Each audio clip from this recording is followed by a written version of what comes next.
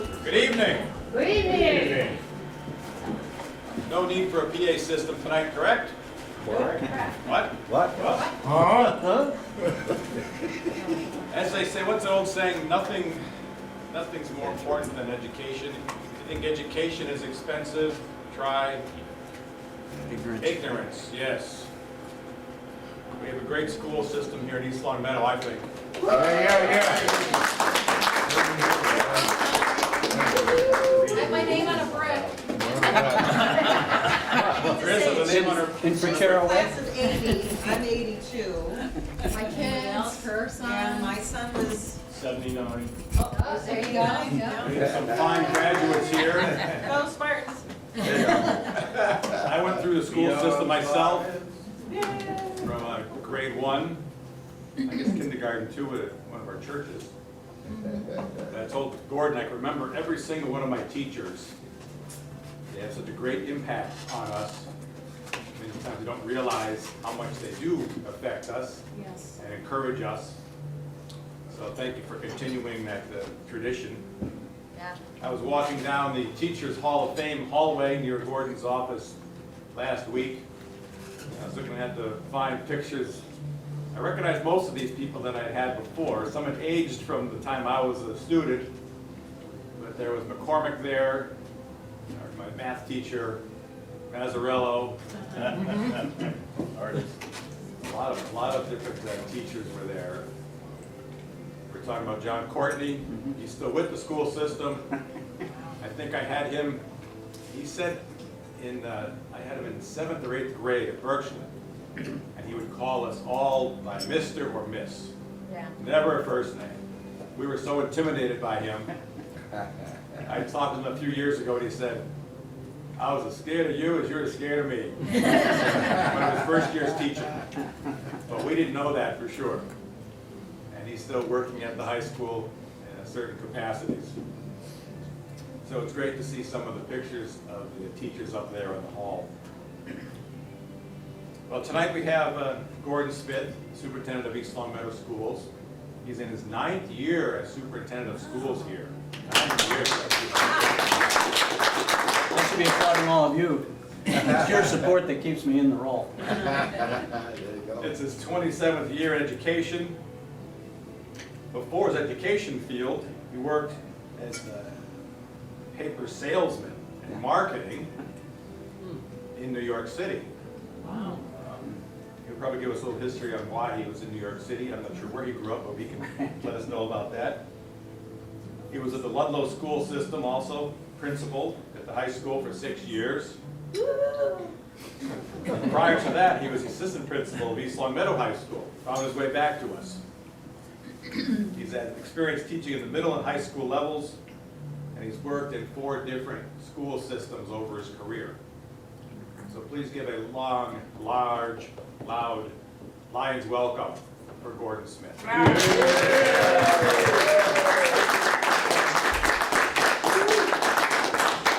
Thank you, Scott, very much. That's the best welcome I've heard ever from this crowd. But really, the comment that I made just off the cuff is very sincere. The reason I'm still in this job is the incredible community support that East Long Meadow provides, but specifically that the Lions provide each year. I know after my presentation, you're going to be working on the Halloween party that you do every year for Birchland Park. Last year, we were so excited. We got the letter around supporting any of our students who might be in need of some type of eyewear or glasses. That was fantastic. And certainly, I think it used to be a breakfast for the band, but now it's transitioned to a breakfast for the track team. Girls track. Yeah, so that's fantastic, and they're doing spectacularly. But none of this happens without the support from the community and certainly the specific ways and great ways that the Lions Club supports us. You were asking about sort of my transition into education. Certainly, I think anybody who's in sales knows that can be an education in of itself. And if you're selling in paper in the 5 boroughs and Long Island, not only is it an education on a daily basis, you learn a lot of new vocabulary words. So, Education. after a while, I had always thought about heading towards the field of education.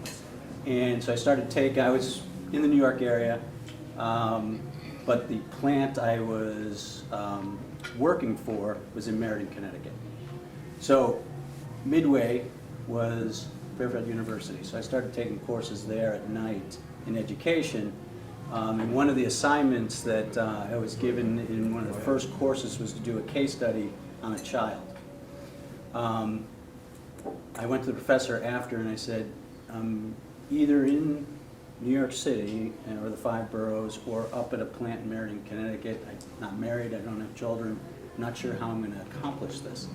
And she said, well, are you anywhere near the Greenwich Boys and Girls Club? And I said, oh yeah, no, that's easy to get to. I actually, when it was just a boys club, I swam for their swim team. So she said, well, I had a student last semester who works there. Why don't you give her a call, maybe you can volunteer. So I called, I got this lovely young lady, Marianne Triggs. She roped me into volunteering and coaching their swim team for 3 years. And she's been my wife for 26 years. Really good to walk. Was my boss in the beginning, is still my boss now. But that was the start of my transition into education. So just to give you an idea of sort of where the East Long Meadow Public Schools are in 2018, or the school year of 2018-2019, I put together a few slides, and hopefully if you have questions, we can get into some good detail as to where we think the East Long Meadow Public Schools are going. As always, I know you had given me the pointer, but that's okay. Student achievement's at the center of everything we do, but as we get better at this and become more professionally developed, we realize there's so much more to doing that than just textbooks and lesson plans and students taking tests and hopefully achieving good grades. So I don't know if you can see all of that, but in years past, we used to put together our SMART goals. SMART basically is your quicker hitting strategic plan. So your SMART goals each year, the acronym is specific, measurable, attainable, relevant, and timely. It really should have, I always say this to the school committee, for anybody who watches the school committee meetings, a little E at the end of it, because you always should be thinking, any goal that a district puts up, it's got to make sure that it's thinking about every student. You don't want to put a goal up that's not going to incorporate support for every student you're serving. We're doing it a little differently this year. We're using the circle because we're not sure if in years past we've articulated well enough that the left part of the circle here, where we're talking about supporting the whole child, yes, we focus on academics. That's what we've done for many, many years and done it well. But we're also focusing on the fact that there's a social and emotional piece that now, finally, in education is coming out more into sort of a direct focus. I think for years, the teachers you may have been talking about that had an impact always had an innate skill of connecting with students, establishing relationships, and understanding what's going to motivate and make that student achieve to the best of his or her ability. Not every staff member, though, or every educator has that same skill set. And so what we're starting to realize and do, since we have students for anywhere from 6.5 to 10 hours a day during the school year, that we have to really focus in and do a great job with establishing relationships and understanding that each child in our class each year, if I'm a teacher of, say, at the high school, I may have 5 classes, 25 students, roughly 125 students throughout. We have to know from where they're coming. Their family is a microculture that makes up the larger culture of the school and then the school system. And so we need to know more about that to truly engage them. So that's something that we've always talked about, but we've never put it up in the forefront the way we're doing it with our professional development and our goals like we're doing this year. And then it continues around the circle. Off of that, what are the best instructional practices that we can bring to educate the students we currently have in front of us? And then if we do that well, we should get continuous learning and achievement. But it consistently goes round and round, where years past we've always talked about, oh, SMART Goal 1, SMART Goal 2, SMART Goal 3, and I think we maybe sent an unintended message that the third goal wasn't as important as the first goal. So hopefully this is sending a message that they all are interconnected and working together. So what does that really mean? It sounds great on paper, but what we have to do on a daily basis is start looking at how we're going to engage today's student, and many times they're fully engaged in walking down the street like this. And so how do we compete with that and create lessons that are more student-centered and no longer sort of the sage on the stage where I'm going to direct everything, everybody's going to be in rows, really don't want to have talking unless I've asked you to speak.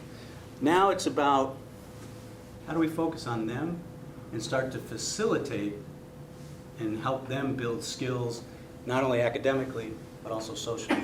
How do they start to build skills around self-regulation, self-management, good decision-making? Probably most importantly, as they go through the grades, how are they collaborative? How do they team with others? How do they develop goals that are group-based, not just individually based? And so those are some of the things that we're thinking about. And we're not trying to compete against this. We're trying to employ this in terms of how we're using technology to support what's above that. And a lot of that these days has been use of the Google Suite. I don't know how many people are familiar with, you're probably using Google to search things, but I don't know if your companies or own email or Google email? Yes? No? Yeah. So the town a few years ago went into a Gmail base for the email across the town. With that, because Google was interested in really getting into education, if towns could bring the school system along, there was a sort of a discount to make that happen. And then over the years that we've been involved with Google, they've been producing many more products that are strictly education oriented. So there are things like the Google Classroom, and something that I will pass around and let you look at. This is made by Hewlett-Packard, but it's a Chromebook. So this, although relatively new to the computer scene, probably 6-7 years old, is making it much more economical for school systems to get closer to having one of these for every child. We're getting close, we're not there yet, but it's because of these advances. And let me just log in here. The cost has come down for these Chrome. So these are, if we buy them in bulk, they, I want to say it's somewhere between $300 and $400. Where when I first started as superintendent, we were probably purchasing computers, laptops, somewhere around 1,000 a piece. So if we can get it even better than that as we make huge purchases, it may even come down, closer to 300 or into the Much 200. more capacity too than the old days. Yes, yes. So the one thing is that you sort of have to buy into Google. So because it's a Chromebook, so the only thing it's going to run is the Google Chrome browser and all the Google products.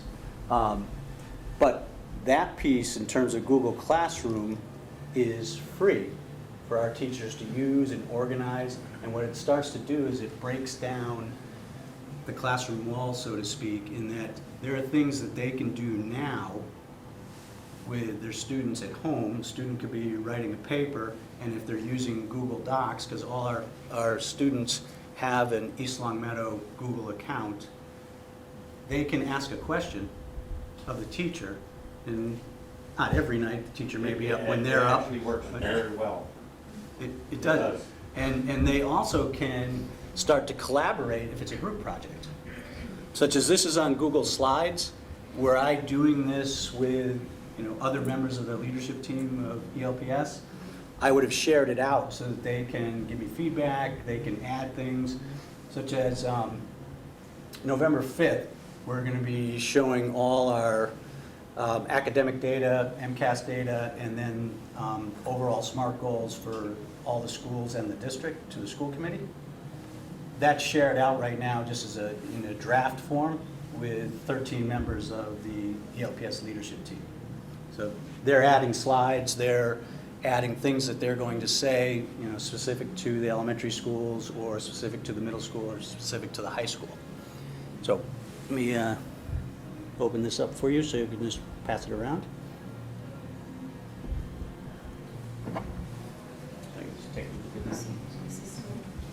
Don't do anything illegal because it's logged in as me. Logged in as me on a town account.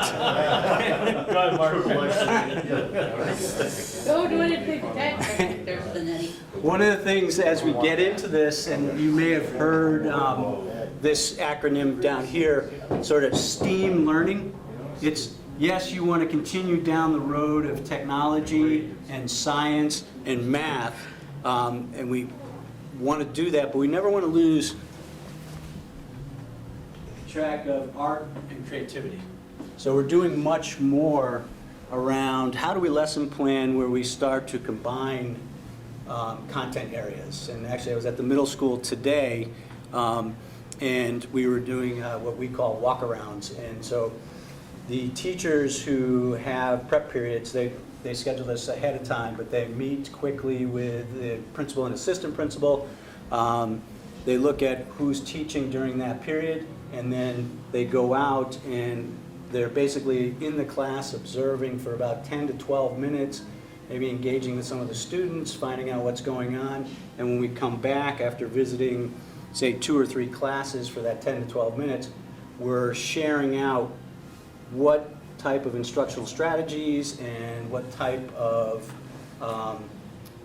classroom setup are teachers using that we might use in our own practice. And I got out to see not only a culinary arts, family consumer science classroom, but I also saw an art classroom. And in both, when I was in culinary arts, it was almost more of a math lesson than it was a culinary lesson, because they were looking at the nutrition labels of different foods that the students use on a regular basis. And then they were starting to calculate, when you start to look down and you see serving size and you see how much fat is in a serving size, and these were things like Cliff Bars, which are supposed to be protein and so forth. But then when they started to do the math, they realized that maybe what they're thinking is, wow, this is great, I can survive on Cliff Bars for the rest of my life. Maybe that's not always that accurate. And it was really interesting because I was with a group of students, and he said, Mr. Smith, this is math, we're in culinary arts. I said, math is everywhere. It's beautiful, isn't it? And the nice thing is they were engaged. It wasn't, if you answer the questions, it's not a defensive or an argumentative situation. It's a learning situation, and math is everywhere. Some people earlier were talking about robotics. We have that throughout our schools right now in different ways, all the way from elementary level to the high school level, where the high school has a competitive team, but now we're seeing teams at the middle and elementary level. Makerspace, that's something relatively new on, and you'll see some of this in the slides I have going forward, in education. Basically, it's simply a space where you bring in as many raw materials as you can. So when we started this, it was just simply a drive. Give us your paper towel, interior paper towel, I don't even know what it's called. Roll. Thank you. Roll. After you finish, your toilet paper roll. empty bottles, plastic bottles after you rinse them out. And we stocked that. Then we started to put in some supply money towards maybe wood and plastic and different things. And teachers now are figuring out how, in the different content areas, I can do cross-content area projects. But even though I may teach English, I might be able to do something that's very creative in the maker space that also brings in a little bit of engineering and a little bit of science. Took a while for that to take off. We had to do some competitions after school. The students, it didn't take much time. They showed up after school and they were up for the challenge. It was getting the staff members, but you'll see some pictures as we go through that now our staff is equally as excited. So at Birchland Park, you have 2 makerspace areas, which our 2 3 through 5 elementary schools have an opportunity to use, and certainly Birchland has an opportunity to use on a daily basis. And then you'll see later on, Project Lead the Way was a competitive grant that the state put out to help districts push and implement more science, technology, engineering, art, and math type courses. And we were one of the lucky districts, one of the few in Western Mass to get that. So our high school over 3 years will get $35,000, and our Maple Shade Elementary School over the course of 3 years will get $12,500.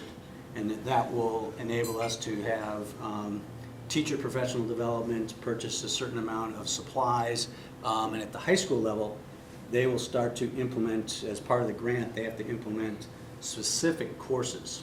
So they're starting an engineering course, and that starts this year. Awesome. So just to give you an idea, if you're passing around that... It's gone. Yep, okay. Remember, taxpayer dollars. You didn't want that back.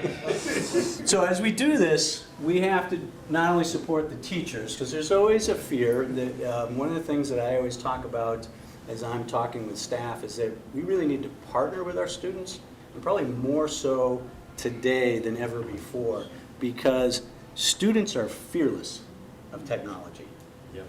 We still come to it, or maybe I shouldn't say we, because I'm sure there are staff members that are more recent hires that are not 52 like me, and they may be less nervous or anxious about new technology.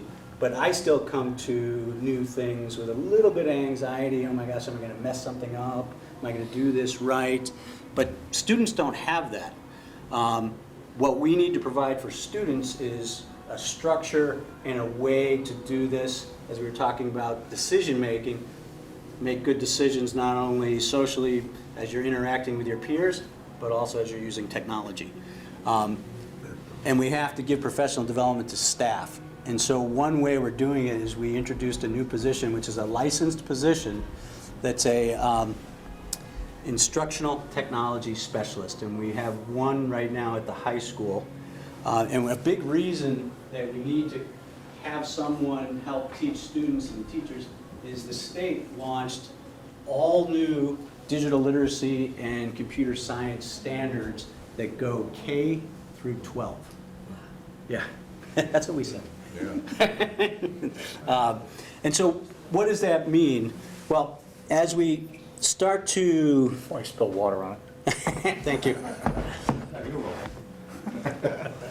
As we start to get into this more and support teachers more, and we have this position, so I talked about the Google Suite. So they have Google Docs, they have Google Email, the Google Docs. I think this gentleman was talking about how it's easy to collaborate. It is very easy. And the students pick up on it incredibly fast. This is Google Classroom.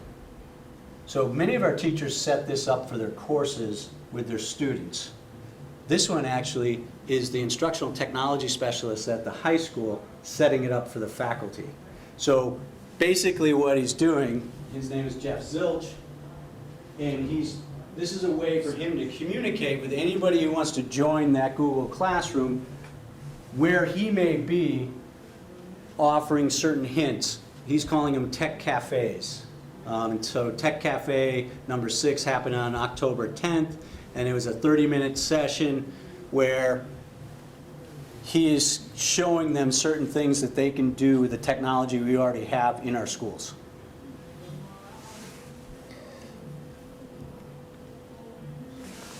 So those are all the teachers there that have joined, and you can message any one of them regarding any of the information that he's putting in this Google Classroom setup, which is for the teachers done by the instructional technology specialist.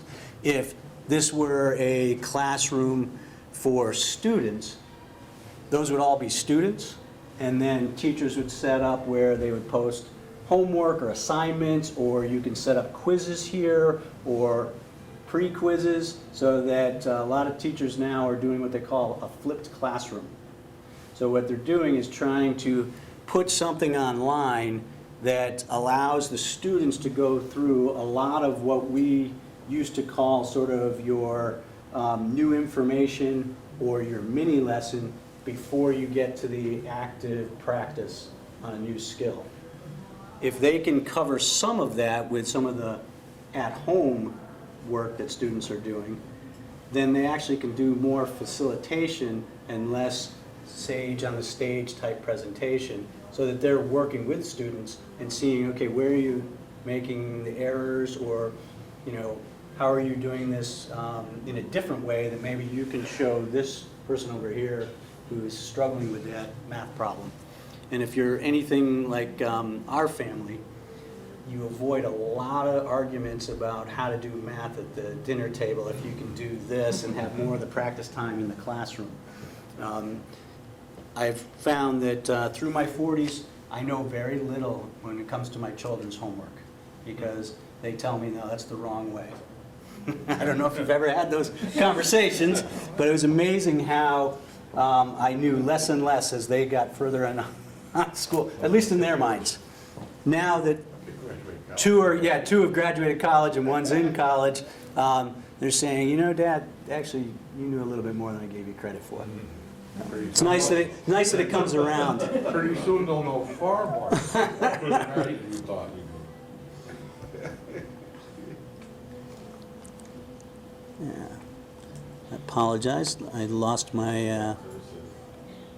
So you see how this works, because I have to now get back into the presentation. So this is just to actually, so you see how this all works. So this is my Google account for East Long Meadow. This is the drive that I was talking about. So in a moment I'll go back to this presentation that I was doing, but just to give you an idea,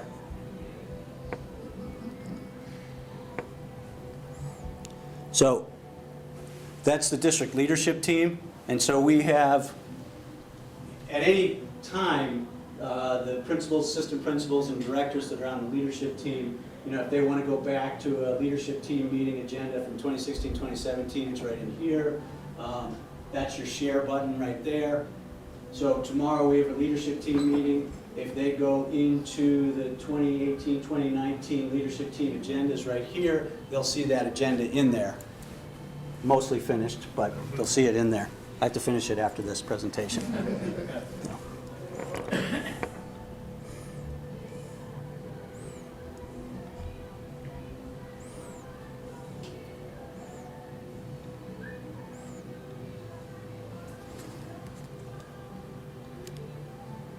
So just to give you an idea, so what does this look like when I talk about a more engaged and student-centered and student inquiry approach?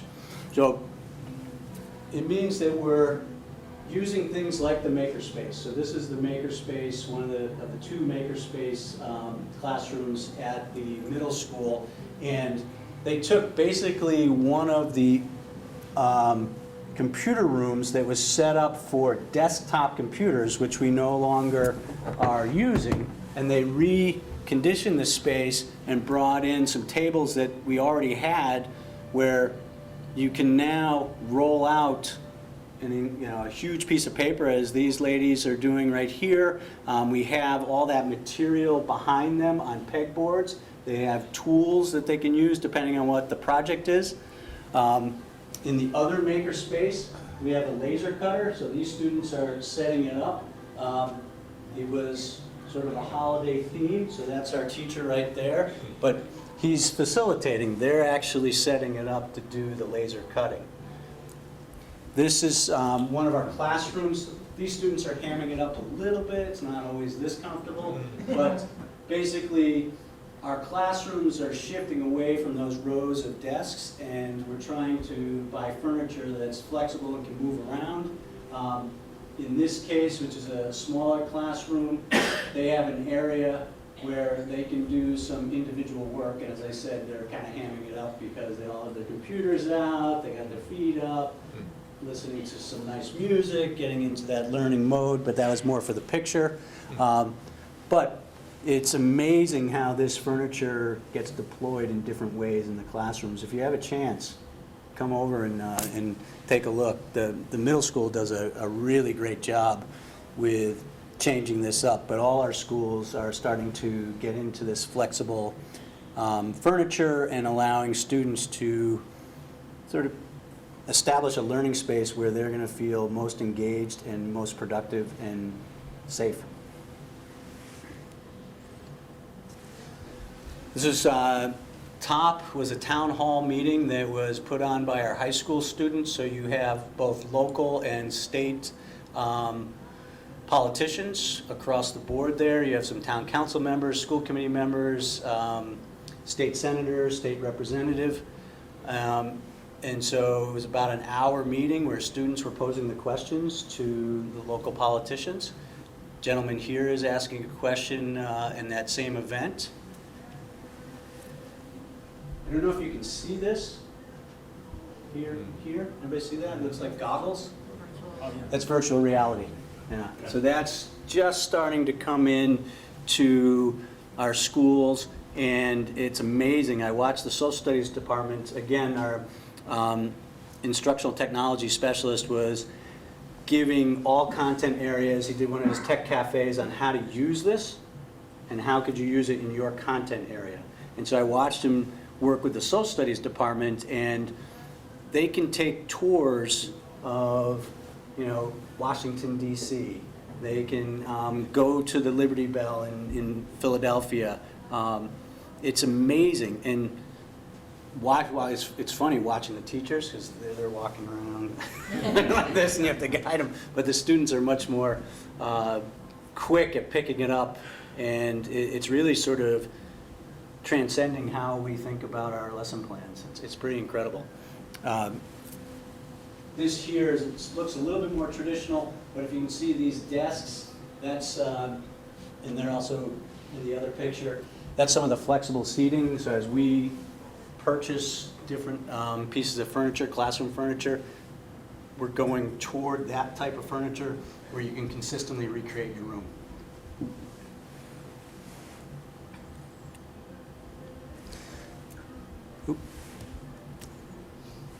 So this is at our elementary schools. So it starts early, and the group work, the building of the social skills and the collaboration starts at the elementary level. So these are grades 3 through 5, working in groups here on developing a story, finishing the story here. At the lowest grades, we're working more with iPads, and they're starting to put together their presentations on iPads and doing a little bit of their word processing on iPads as well. But it's happening pretty much K through 12. This is where we were starting to, in the upper left, get our staff into the makerspace, starting to get them to feel comfortable. So we had a staff challenge. And so this is a group of middle school teachers. Basically, if they do an after-school challenge, a problem is presented to anybody who's signed up. And in this case, this was actually a faculty meeting that went into a makerspace challenge. So they were given a problem, they're broken into teams. They have X number of materials that they're allowed to use, and then they have to make it happen. It could be anything from creating a bridge that allows a ball to cross what they've created in terms of a sort of a mock river or waterway, to creating a tower and seeing how much it's going to be able to hold in terms of compression. So makerspace on the left, also makerspace on the right with students. This is a pretty neat idea. Those are the QRC codes, where it's sort of a quick way teachers able to walk around, see the phone that's out there with the arms outstretched. So the teacher takes a picture of each student's code, and then the student can submit their work quickly through that code. And teacher has an idea of how people are. It's a quick way of checking for understanding. You know, you can do that many ways. You can do it visually by walking over and seeing how their work's going on. You can do it through just cold calling and checking in with students, but this is kind of a quicker, faster way. Also engages students because we're not trying to battle this, we're trying to use it as a tool. And so if that makes students feel better about how they're sharing work, great. And the teacher then has a digital record of student work for that day. On the bottom there, we have middle school students starting to work with robotics and programming these little squares here. Or actually, they're picking up the squares and putting them in the box. There's another picture, I think it's in this presentation, where they're programming basically what I would say little cylinders, and then they go around the hallway. So it's happening in all our schools. It's pretty cool because I can walk around and students teach me.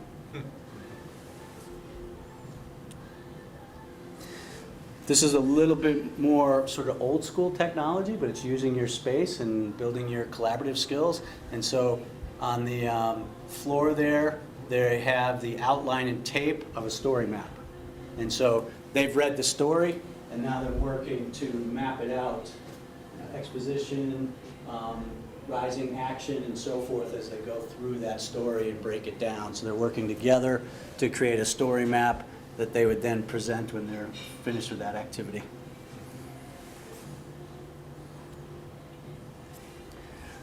This is I think the left side is Makerspace. It was the Makerspace Challenge last year for Maple Shade. I don't know if anybody had a chance to get over, but we had about 150 students and parents doing the Makerspace Challenge, and it's they had to create almost like a Rube Goldberg device. Everybody know that term? And they did it in groups of parents and students throughout the Birchland Park Library. What is that device? It's this is a Rube Goldberg device. In the end, it's supposed to move or set off like a mouse trap or move something at the end, and so they could use dominoes. They could use. They had a ping pong ball. Each table had to come up with a way to do that. Here, we're doing circuitry. This is 4th grade. That's Maple Shade, and our principal at Maple Shade, Michael Fredette, had gone out to some professional development at MIT and learned how to get materials that are relatively inexpensive and start teaching about things like circuitry as early as 3rd and 4th grade. And so, again, I go over, I learn a ton from our 3rd and 4th graders. It's amazing. And Governor Baker is really behind all of this. Absolutely, yeah. So that's where those Project Lead the Way grants came from. So, and the other thing we're learning from MIT is MIT has changed the way they're grading. And so they use the word fail no longer as a negative word. They use it as your first attempt in learning. Because for a long time, obviously, it was, you get one shot, okay, did you get a grade that you like? Great, we move on. But we know that that's really not how the best learning happens. If you're making mistakes as you go through your learning, you're learning from those mistakes. We know from our inventors throughout history. Thomas Edison. Correct. How many mistakes did Thomas Edison make until ultimately we get the light bulb? And at this age, This is where they're. This is where you, It's this, the most. so this is where we get into that engaged Yeah. classroom. So the leap for us as educators was sort of getting out of our comfort zone and letting this happen. And I can't say enough about our staff because they're doing it. And they're getting out, they're not all comfortable with doing it this way, but they're doing it. And so it's really impressive. This was just when we got the grant last year. So, yeah, our curriculum director last year, Valenier, she actually now is in the Holyoke Public Schools. Dr. Flanagan, Gina Flanagan, our principal at the high school. Mr. Van Buren, our science teacher and robotics coach. That's me. Looks like I've gained weight. And then over here, same Valenier, me, Mr. Fredette, Michael Fredette. That's when we were awarded the grant.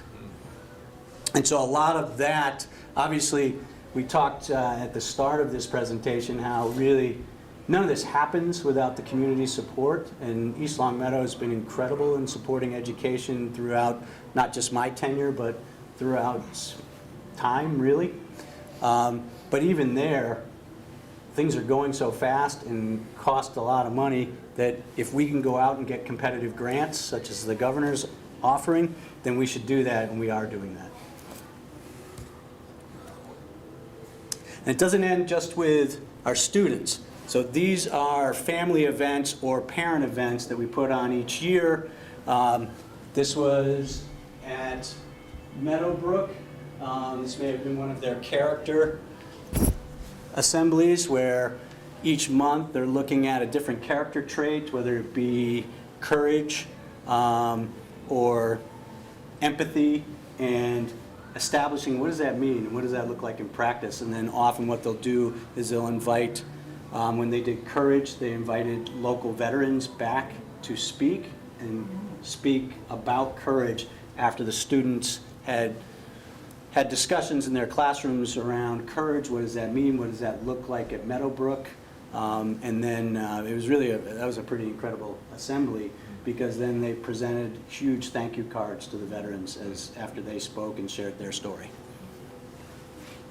This was a family event at Meadowbrook, family bingo night. That was a big one, well attended. And this was one that we did for parents, just dealing with parenting in this 21st century and fast-paced age of technology. How do you reduce anxiety in your children, maybe reduce anxiety in the home? Because as we've said throughout tonight, it takes a village. We can't do it by ourselves as the schools, and we know families can always use assistance. God knows that I could always use assistance when I was raising my own 4 children. Somehow they turned out pretty well. So that's where we started. Throwing a lot at you, but I don't know if there are questions that I can answer. Actually, I have one question because I've been marveling seeing everything taking place. But how do you get a teacher now, a new teacher coming in, all that training and everything? It's not, I mean, in the old days, I thought they had to know an awful lot. Right. And I've seen progress, but I've never seen it. This is like space age progress, seeing them at that young of an age. So I think the teachers that are coming into the field are getting a lot of this in their preparatory programs at the college and university level. And then our job is to continue that professional development. I think the big challenge is teachers that are with us now. And where are they? Change, yeah, exactly. You know, how are they feeling about this? And like anything else, no one can learn to the best of their ability, whether you're a teacher, whether you're a parent, or whether you're a student, unless you're feeling comfortable.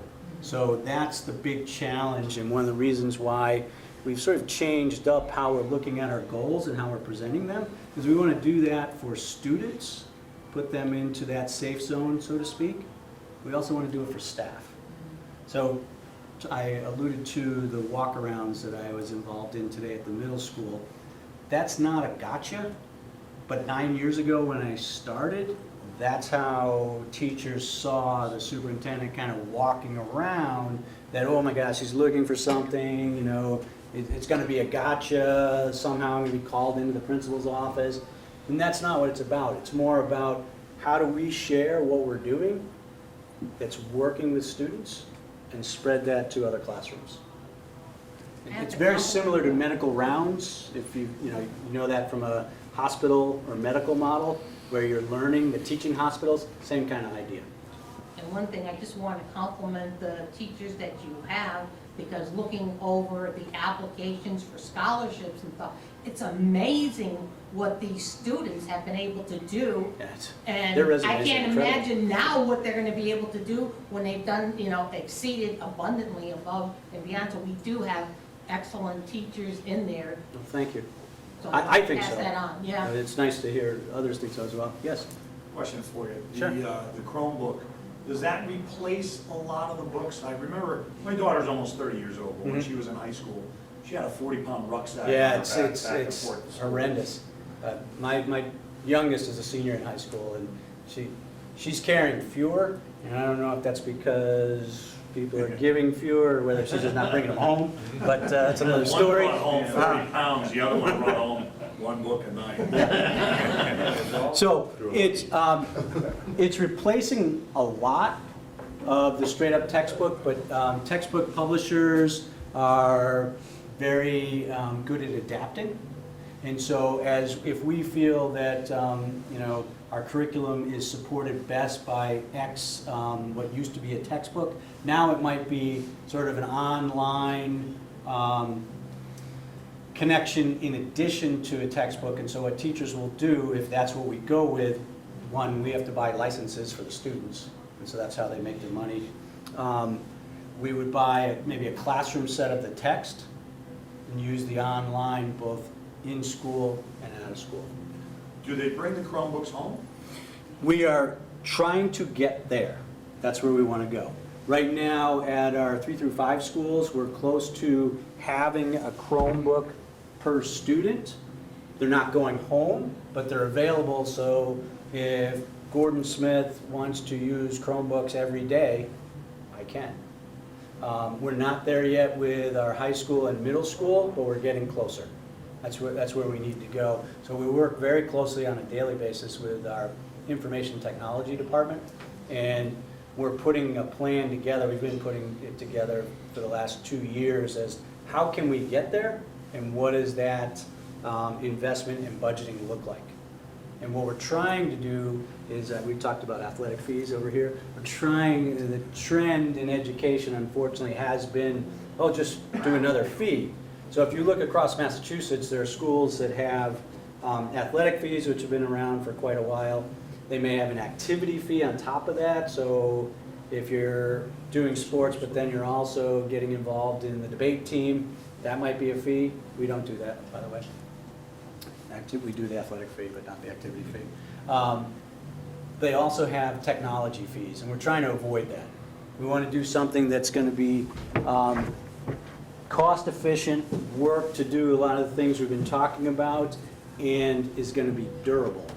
That was the other thing. 5 years ago, when these started to become more prevalent, the cost was where we needed it to be, but we weren't sure, is it going to be durable? Now we're finding, we did some piloting at the high school level with our community action learning course. And so the last 3 years, our high schoolers are taking community action learning. So let's say there are 2 sections, so that's about 50 students.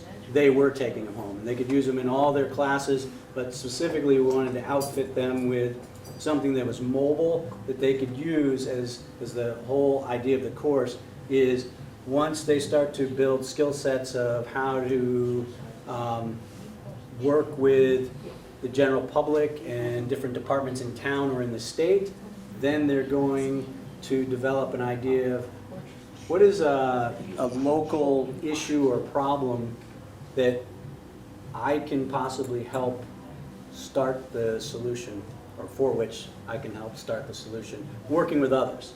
So they would be going out, talking with, might be town officials or town businesses, And so we wanted them to have the tools to capture that, capture it digitally, while they're talking if they needed to look something up. And so that's where we started with this.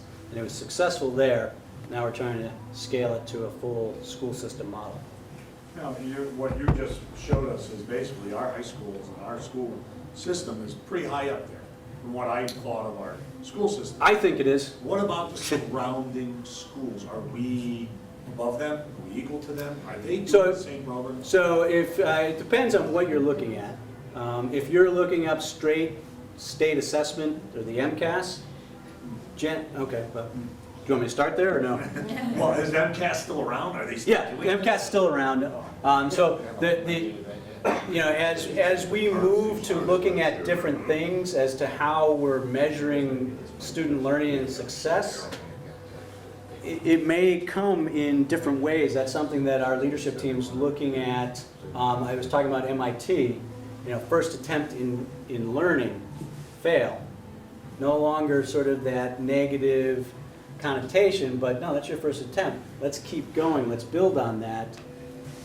That's sort of a friendlier, more supportive, secure way for students to learn, where they're not feeling like, oh, I failed, okay, but we're going to move on. You don't know that material, but we're going to move on. So we're looking at how do we sort of make that tangible to measure learning throughout, and that's something that our leadership team is looking at. However, where I was going with the state assessment, we're always going to have some type of accountability with the state through that assessment. So we want to build the skills to make sure that our students are able to be successful on that assessment. And the state assesses grades 3 all the way through grade 10. So there's a lot of assessment. We don't necessarily want to teach to the test, but we want to build the skills to make them be able to do well on any type of assessment. So yes, I think we are a leader in Western Mass in terms of some of the things we're doing, but we also use or put our money where our mouth is, and as much as we want students to collaborate, I collaborate with the 7 superintendents in the Lower Pioneer Valley Educational Collaborative.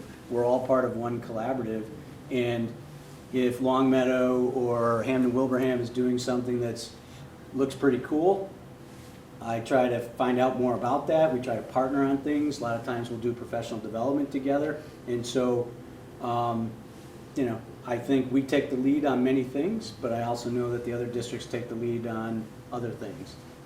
But I think we're at a point where every year rather, we want to support our students the best way possible. So we always have to identify what is the next thing we need to put in place, and more measure against ourselves.